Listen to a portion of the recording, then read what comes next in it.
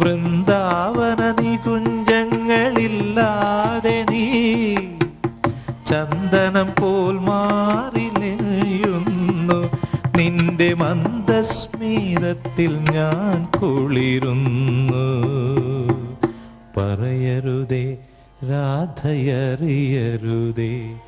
ഇത് ഗുരുവായൂരപ്പ രഹസ്യം.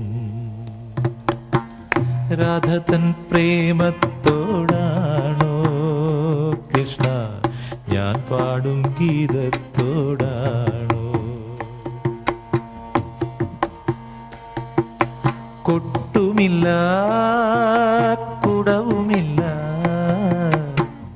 നെഞ്ചിൽ തുടിക്കും ഈടയ്ക്കയിലിൻ സംഗീതം.